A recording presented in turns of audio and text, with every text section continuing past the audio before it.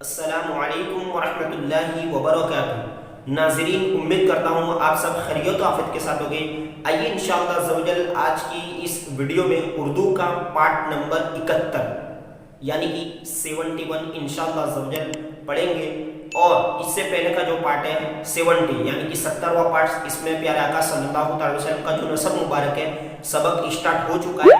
आइए इंशाअल्लाह अज़्ज़वजल जो आगे का पैराग्राफ है इंशाअल्लाह इस पार्ट्स में 71वें पार्ट्स में पूरा करने की कोशिश करते हैं। और इससे पहले की जो बुक्स यानी कि उर्दू की तीसरी किताब अभी हमारी चल रही है और उसका पेज नंबर है हम 57, ठीक है। और इससे पहले के जो पार्ट्स है 70 पार्ट्स इंशाअल्लाह अज़्ज़वजल अगर आप वीडियो का टाइटल नंबर क्लिक करेंगे तो नीचे डिस्क्रिप्शन बॉक्स आपको खुला हुआ मिल जाएगा। वहां पर 10-10 पार्ट्स के जो प्लेलिस्ट की जो लिंक होती है वो रखी हुई, आप वहां जाकर उसे पढ़ सकते हैं। आइए चलते हैं किताब की तरफ, अपने सबक को मुकम्मल कर लेते हैं। आइए अब इस पैराग्राफ से इंशाल्लाह सबक को कंटिन्यू करते हैं, ठीक है। बिस्मिल्लाहिर्रहमानिर्रहीम। अब देख सकते हैं आप यहाँ से सरकारी मुस्तफ़ा सल्लल्लाहु ताला अलैहि वसल्लम के बाप दादा, फिर ये पर दादा वगैरह यानी हज़रत अब्दुल्ला से हज़रत अदनान तक ये सब हज़रात बड़ी शरीफ तबीअत के मालिक होकर गुज़रे हैं, ठीक है, गुज़रे हैं। अभी ये पेज पे आप आ जाइए 52, यहाँ हैं गुन्ना के साथ है ना, क्योंकि ज़्यादा लोग या गुज़रे हैं।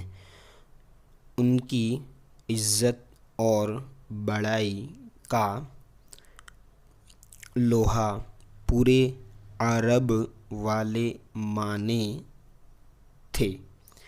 उन हज़रात है ना, हज़रात के कारनामे तुम बड़ी बड़ी किताबों में पढ़ोगे। यहाँ हम सिर्फ़ हज़रत फ़हर के बारे में कुछ बताना चाहते हैं। भाई ये क्या बताना चाह रहे हैं सुन लेते हैं, ठीक है। हुज़ूर अक़दस सल्लल्लाहु ताला अलैहि वसल्लम के सिलसिले नसब में 11वीं नंबर पर तुमने हज़रत फ़हर का, ठीक है, फ़हर का नाम पढ़ा है। ये जब शहर मक्का के सरदार हुए तो उस ज़माने में मुल्के यमन का हाकिम है ना, मुल्के यमन का हाकिम हसन बिन अब्द किलाल था।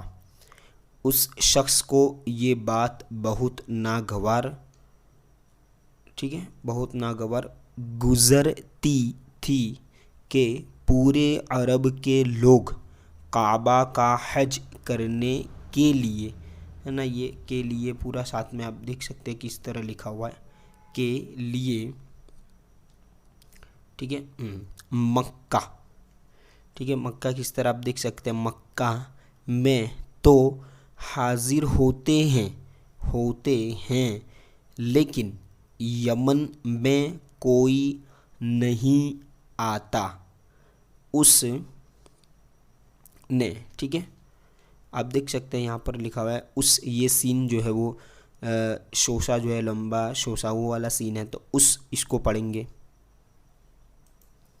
ठीक है। उसने सोचा कि अगर मैं काबा ढा कर, है ना, दाल डाल है, दाल के ऊपर डाल और हा ढा कर यानी गिरा कर उसके पत्थर यमन में उठा लाऊं और यही काबा बना दूं तो अरब के लोग मक्का जाना बंद कर देंगे, है ना, दालिया देंगे और काबा का हज करने के लिए मजबूर होकर यमन में जमा होंगे, है ना। इस तरह हमारे मुल्क की रौनक और इज़्ज़त बढ़ जाएगी।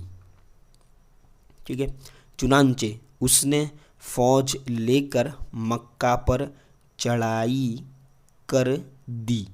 इधर हजरत फहर को जब खबर लगी कि यमन का लश्कर मक्का पर चढ़ाई करने के लिए आ रहा है तो उन्होंने बहुत से कबीलों को जमा करके हस्सान का डाल है ना, ऊपर तो है डट कर मुकाबला किया। खूब गुमसान की लड़ाई हुई, है ना, यानी बहुत खतरनाक लड़ाई हुई।